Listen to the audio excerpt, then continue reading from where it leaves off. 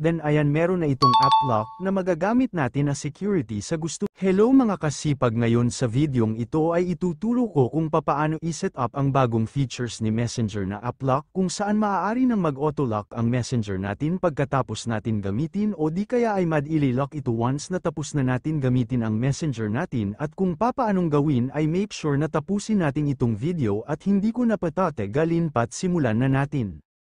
Una ay magpunta muna tayo sa Play Store at pag nandito na ay i-click ang search bar at i-type ang Messenger, at once na may makita ka dito na update ay i-click lang natin para updated tayo sa mga bagong features at para mag-appear yung settings na hahanapin natin. Pag okay na ay pumunta na tayo sa ating Messenger app, then click open lang natin ito. At syempre pag open natin ang bubungad sa atin ay itong mga chat natin sa friends natin. Ngayon paano nga ba malaman kung paano i-set up ang app lock natin ay i-click itong menu sa bandang baba ng kanan natin, at pag naklik na natin ay sunod naman na i-click natin itong settings.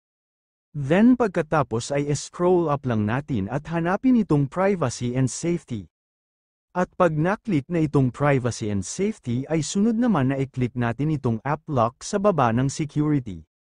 Pag okay na ay makikita natin itong app lock at ang nakalagay dito ay unlock with biometrics. Syempre ang device natin ay registered na ng biometrics, at kung hindi pa ito registered ay kailangan natin ma-registered sa ating device para ma-recognize ito ng Messenger, at ang device na ito ay registered ng biometrics ko, kaya i-turn on na natin itong unlock with biometrics. Then nakalagay dito ay Messenger lock.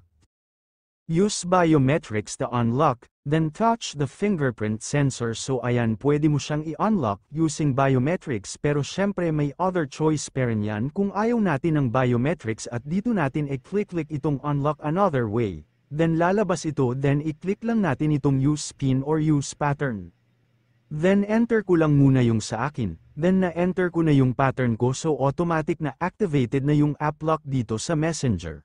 At yung new update na sinasabi ko sa inyo ay eto yun, at may apat tayo na category ng app lock dito sa Messenger. Una ay yung after I leave a messenger. Eto yung automatic na maglo-lock yung Messenger once na bin-hack o tapos mo nang gamitin yung Messenger app mo, kung saan manghihingi ng password o biometrics ito once na buksan mo ulit yung Messenger mo.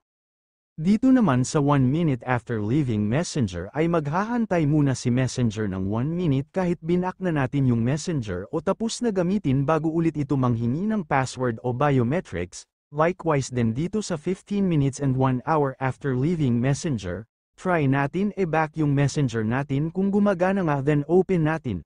Then ayan, meron na itong app lock na magagamit natin as security sa gusto mag-intrude sa mga messages natin. Ayun lang guys. Sana may natutunan kayo sa video na ito at sana makatulong ito. At kung nagustuhan nyo pa, like and share na lang po, at kung hindi pa kayo nakasubscribe ay pasubscribe naman po sa ating YouTube channel na Kuya Chris TV, at pati na rin po ang Kasipag Vlog channel. Kung meron pa kayong mga tanong at gusto ng kasagutan, mag-comment lamang po tayo sa comment section sa baba at i-try po natin gawan ng content yan. Maraming salamat po sa panunood.